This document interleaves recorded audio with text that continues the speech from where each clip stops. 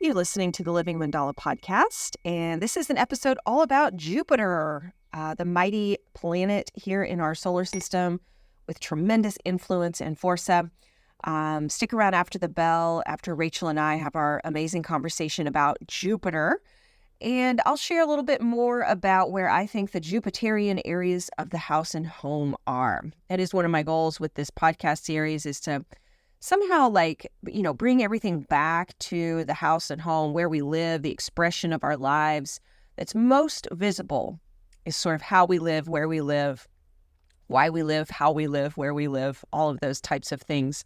I've got a lot of curiosity around that and how the planets, how the chakras, how the colors, how these things express themselves in our lives, through us, in us, as us. So again, stick around after the bell, and we'll explore a little bit more about Jupiter in the house. All right, let's get into it. Thanks so much for listening. You're listening to the Living Mandala podcast. My name is Ara. And the Living Mandala of the Planets series continues. I'm here with Rachel Ruth Tate, and we're picking up with Jupiter, the mighty king of the outer planets. This is the largest, most brightly colored planet in our solar system.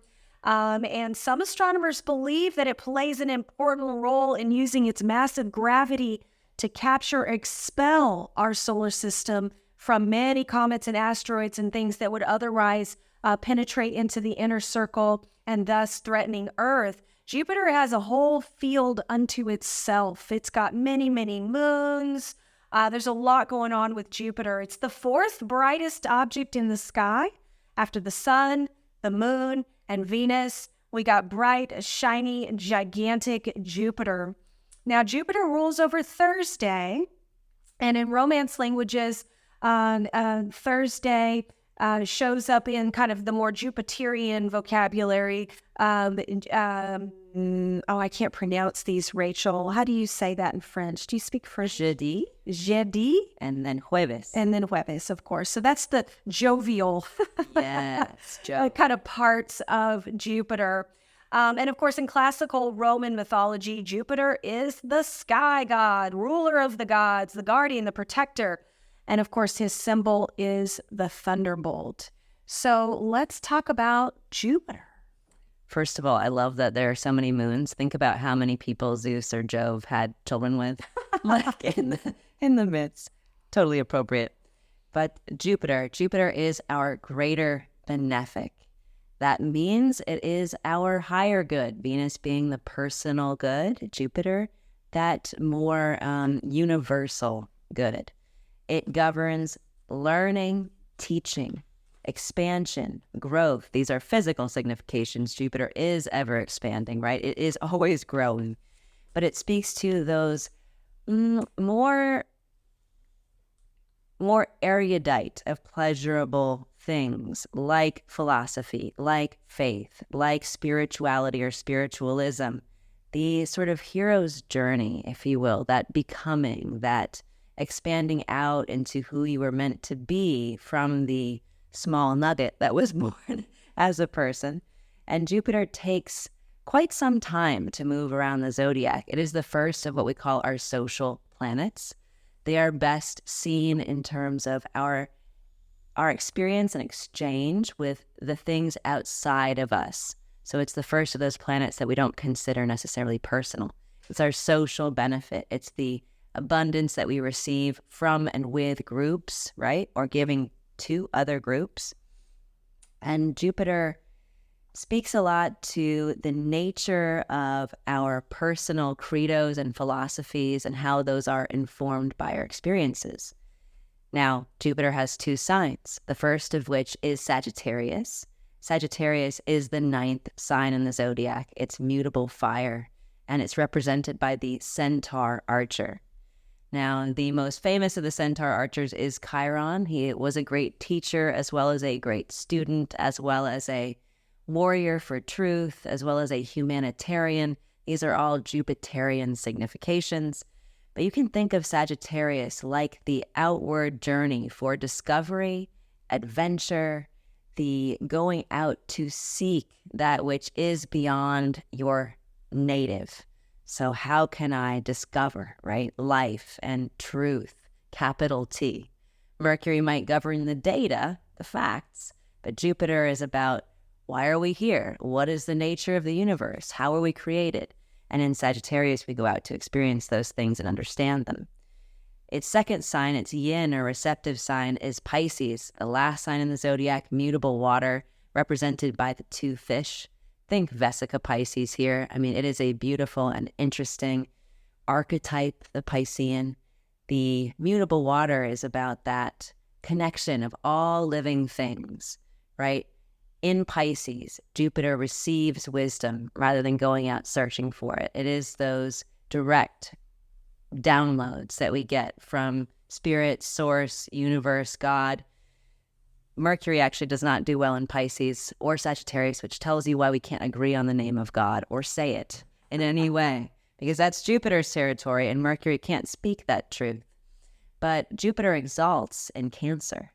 Cancer being the sign of the moon. So when we make our higher good, the protection and the nourishment of all other living things, we have one of Jupiter's highest expressions. And I find that to be completely beautiful because one of the most sacrificial and one of the most socially oriented goods that we can do is the raising and education of our children and of the youth or the life on earth, the caring for that, the promotion of life, life affirming. Those are all Jupiterian things.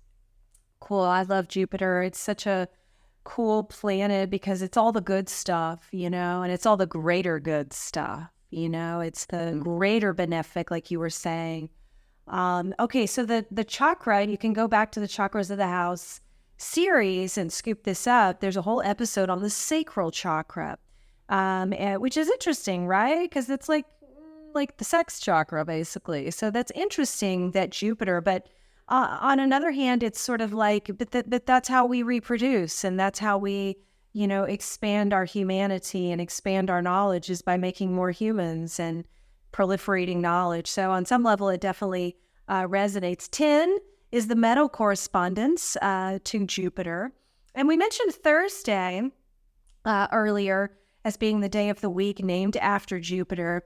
And the colors appropriate for Thursday are kind of like in the yellow, gold, orange spectrum. Those are the Jupiterian colors.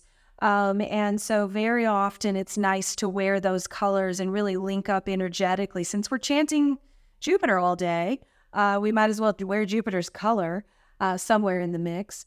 In terms of the runes, I've got a couple of runes to offer up. The first is the Manas rune, M-A-N-N-A-Z. This is the rune of humanity. So Manas is all about intelligence, creativity, speech, but also forward planning. It implies collaboration for the common good and a better world. These are all about life's lessons that you're going to learn. As you learn, you move onwards and upwards. That's the Manas rune. The other rune I would offer up would be the Gebo rune, G-E-B-O.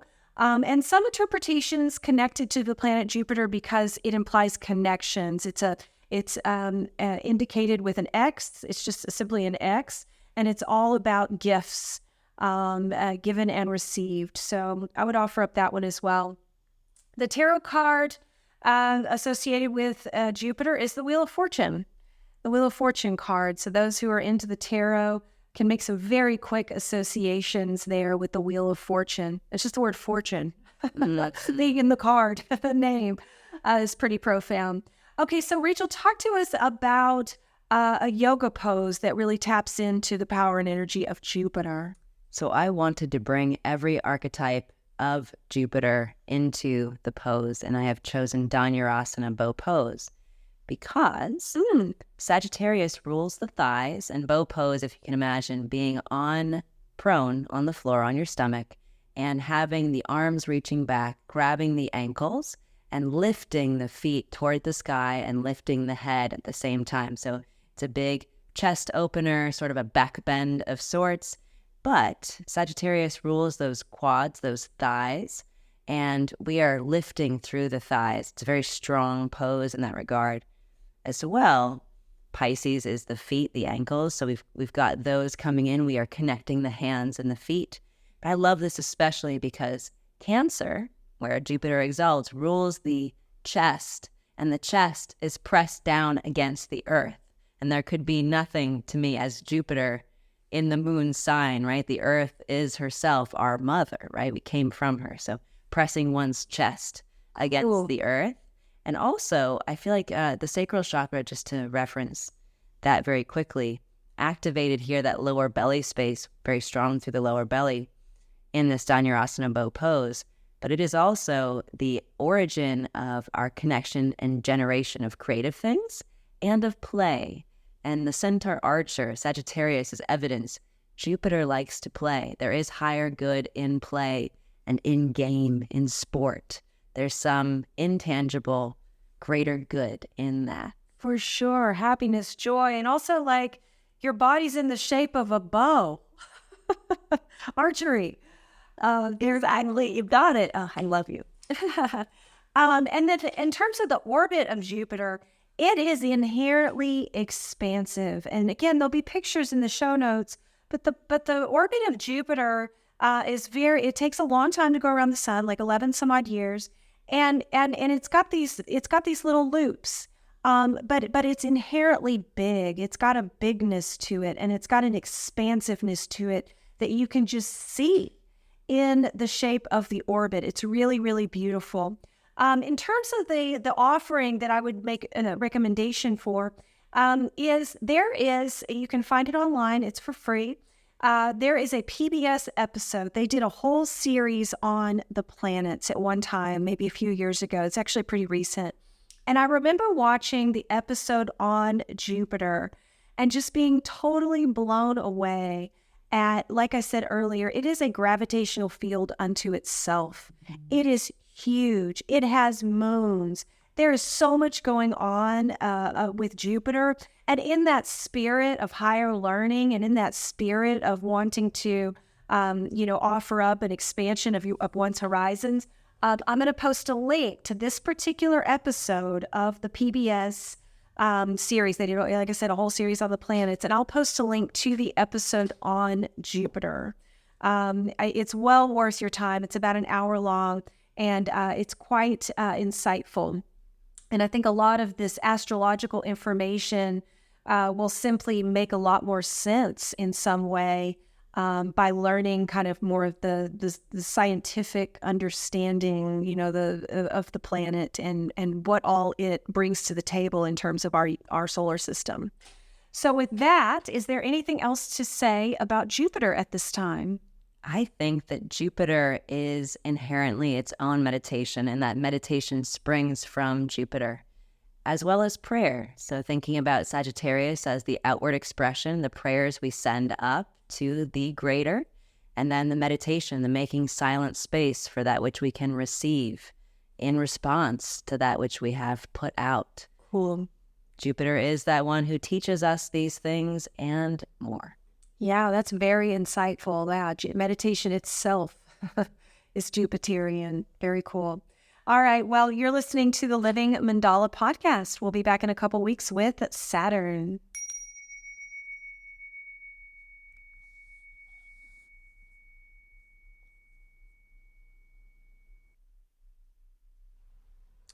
Hey there, it's me again. I hope you've enjoyed this episode of the Living Mandala of the Planets podcast series with Rachel Ruth Tate. She's such an amazing astrologer. If you want a reading with her, again, you can find her at all the platforms, rachelruthtate.com, on Instagram, etc., etc.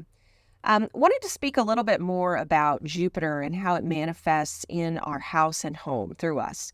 So in contemplating this, of course, the first thing that came to mind was the library, your book collection. Jupiter's all about expansion and knowledge, teaching, learning, understanding, those type of themes. So, of course, your, library bookshelf that you have at your home. Maybe it's time to clean it out. Maybe it's time to refresh it. Maybe it's time to go to the library, check out some books. Definitely love that type of behavior. Another area that Jupiter manifests in the home is your meditation area. So do you even have a meditation area? I do. It's in my living room. It's kind of a pop-up situation. So I put away my my pillow and seat and everything into the armoire, but my meditation area is in the living room. I wish I had a house big enough that I could have like my own meditation room. Certainly have friends that have that, but any space that's dedicated to ongoing contemplation, ongoing study, ongoing meditation, that's also going to have the Jupiterian vibe to it. So if you have any other ideas about where Jupiter shows up in the house, the home, the garden, I'd love to hear about it. Certainly reach out to me on the contact page of livingmandalaconsulting.com. And hope you're having a really great day. You've been listening to the Living Mandala podcast.